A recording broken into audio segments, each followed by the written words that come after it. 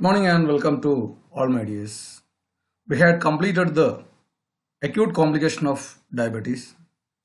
So today we are going to deal with the chronic complications of diabetes. You people are well aware about the chronic complications of diabetes.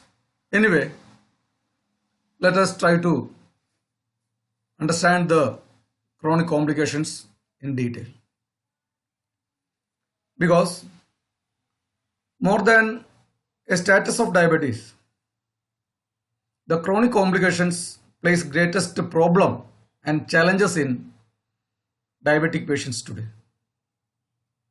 Because high blood sugar level will damage the endothelial cells of the blood vessels. That is the base pathogenesis behind the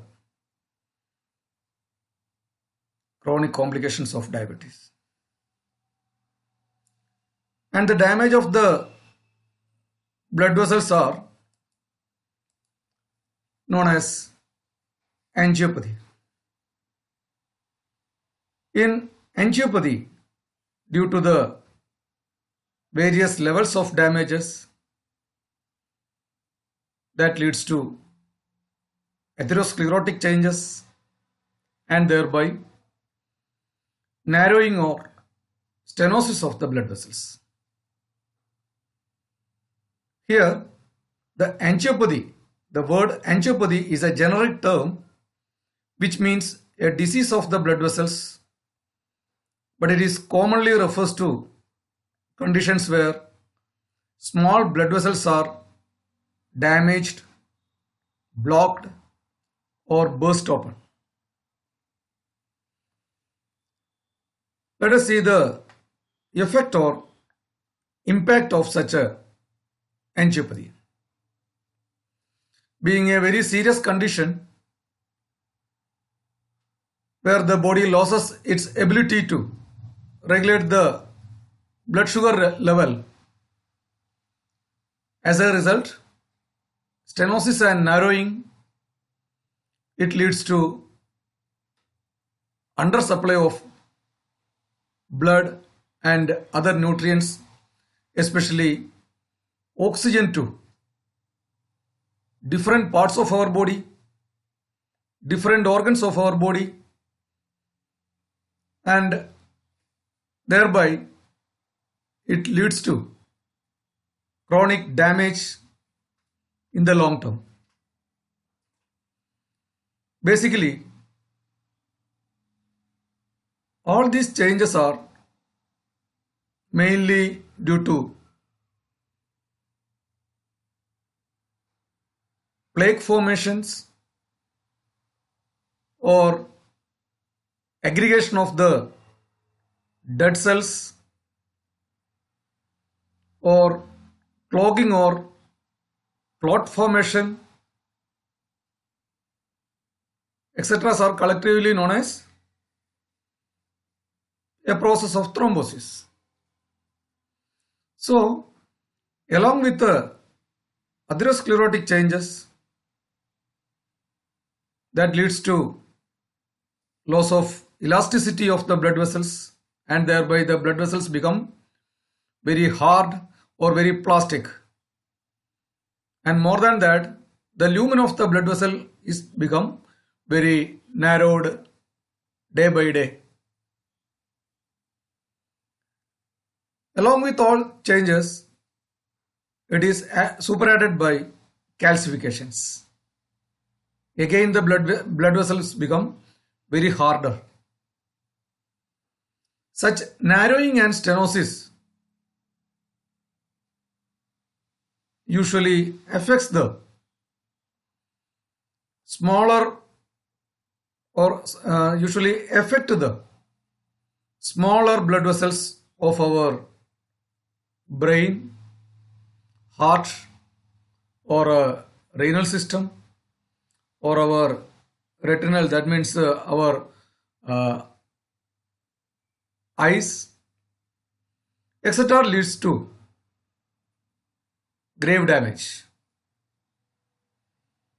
At the same time, such stenosis can occur at almost anywhere in the body and often go unnoticed for a long time. Depending on the occasion of the narrowing or the stenosis, it may be diagnosed as a condition of myocardial infarction or a condition of stroke or cerebrovascular accidents or renal artery stenosis or retinal artery stenosis, etc. And the symptoms depends on the degree of pathology and the organ affected. Let us see what happened in our normal blood vessels. You can see the endothelium is here filled with lipids, platelets, plaques, dead tissue debris, along with that calcifications.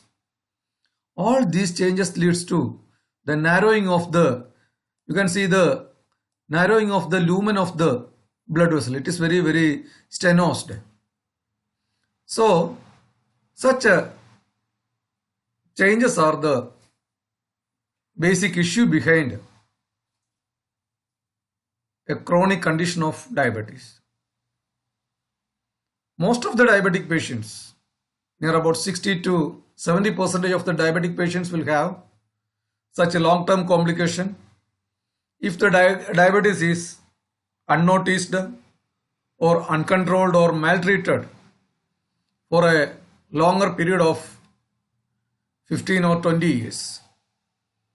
So the base pathology can be classified as plaques formation or calcification and thereby narrowing and stenosis, and thereby cerebrovascular accidents, myocardial infarction and renal artery stenosis. These are the base effects. And the term angiogenesis is used in such situations. It is nothing but formation of abnormal new blood vessels, that is neovascularization from pre-existing vessels, and it has to be differentiated from vasculogenesis. So the term angiogenesis is used in diabetes, denotes the abnormal proliferation or abnormal formation of unwanted blood vessels. And in such patients, in closer observation, the angiopathy can be categorized, or it affects mainly the two sets of blood vessels. When it affects the smaller blood vessels, say arteries or arterioles or capillaries, it is known as microangiopathy. And when it affects the medium-sized blood vessels, it is the macroangiopathy. So the microangiopathy primarily affects the small group of blood vessels, especially in kidneys, then eyes, or in our brain. Whereas the macroangiopathy primarily affects the larger blood vessels or medium-sized blood vessels in the brain or in the coronary arteries or in the larger arteries of the lower extremities.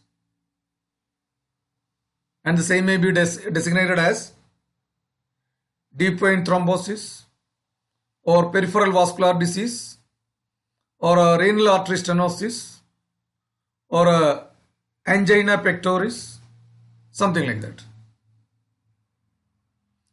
So the complications of diabetes in chronic condition we can classify it mainly into three as microangiopathy, macroangiopathy, and neuropathy. As the diabetes that affects the each and every cell in our body, like that, the complication will also affect about almost all cell or all system or all organ in our body. But it is varying from person to person, and degree of the it depends on the complication depends on the degree of diabetes and other comorbid disorders. So the classification of chronic complication of diabetes can be as diabetic angiopathy, that is again divided into microangiopathy. It is again splitted as diabetic nephropathy, diabetic retinopathy, diabetic angiopathy, etc. Whereas the macroangiopathy, that is used to when the blood vessels of the heart, as in conditions like ischemic heart disease, as we mentioned earlier, as angina pectoris or myocardial infarction, or in brain, and at that situation it is designated as cerebrovascular accidents, say ischemic stroke or hemorrhagic stroke. Then angiopathy of lower extremities may be diagnosed by Doppler studies as deep vein thrombosis or peripheral vascular disorders like. Then lastly, regarding the diabetic neuropathy, due to heavy diabetes or maltreated diabetes, when it affects the larger or smaller blood vessels, automatically that affects the nerve cell of our body. Then it is known as diabetic neuropathy. And again, the neuropathy can be classified as central neuropathy or peripheral neuropathy and visceral neuropathy. Again, it is typed into sensory neuropathy or motor neuropathy or polyneuropathy or focal neuropathy, etc., etc., etc. That can be studied in detail in another class.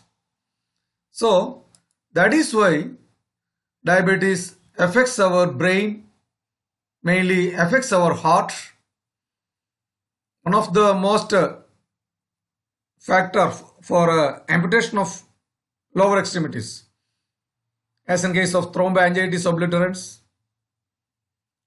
diabetes is the main villain behind such issues.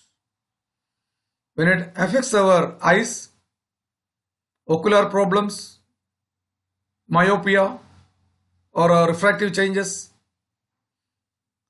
etc. may be the result. That is why we named it as diabetic retinopathy.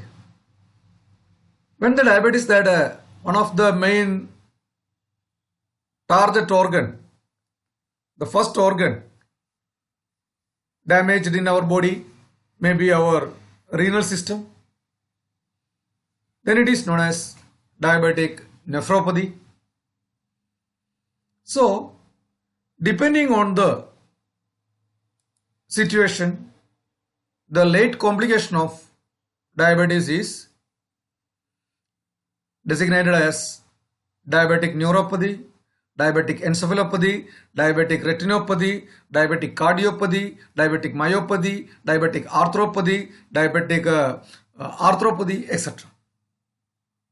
Everything has to be studied in detail. Then only we can prevent and manage and treat the diabetes in a better way. So,